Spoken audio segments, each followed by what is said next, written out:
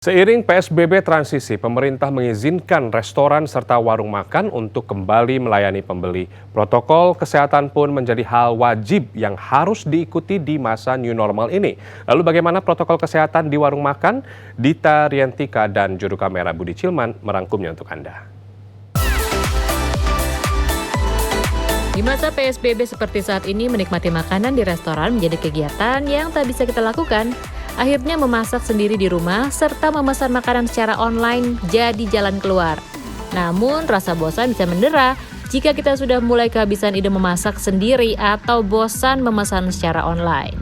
Kini seiring geliat ekonomi yang kembali dipacu, pengusaha kuliner kembali membuka gerai-gerainya agar pelanggan bisa makan di tempat. Sesuai protokol yang dikeluarkan pemerintah, restoran diizinkan buka dengan kapasitas maksimal 50% pengunjung dari kapasitas normal di dalam gerai. Selain itu, karyawan gerai yang bertugas harus menjalani protokol kesehatan.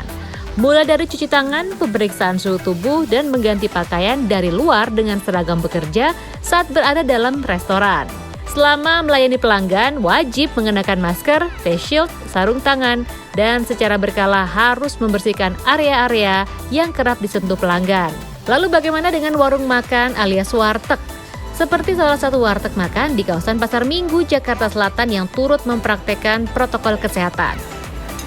Nah, biasanya di warteg ini kan identik dengan bangku panjang untuk para pembeli duduk dan menikmati makanannya. Nah, biasanya ini bangku panjang ini bisa diduduki oleh 6 orang pembeli. Namun sekarang di masa transisi PSBB menuju era new normal, bangku panjang ini hanya bisa diduduki oleh 3 orang saja untuk menjaga jarak aman.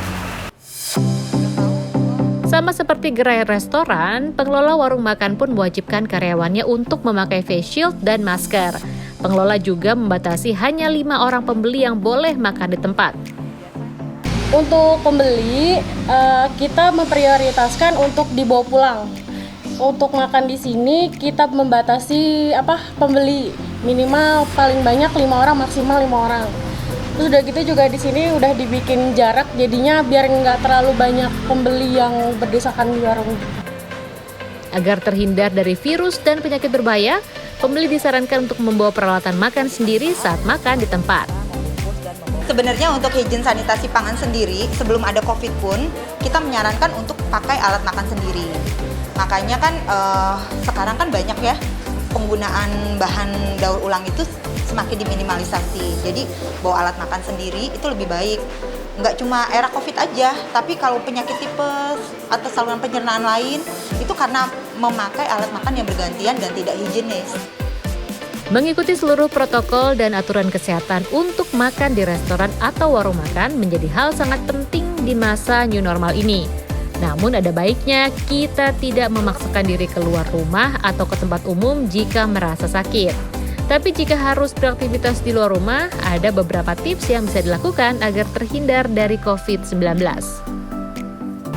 Bagi masyarakat yang masih harus beraktivitas di luar dan terpaksa makan di tempat umum, ini ada baiknya jika kalian membawa peralatan makan sendiri dari rumah. Namun jika tidak, kalian bisa membersihkan sendok dan juga garpu menggunakan tisu bersih agar lebih terjamin kebersihannya. Karena kebersihan dan kesehatan kalian ini ditentukan oleh kalian sendiri. Dita Riantika, Budi Cilman, Jakarta.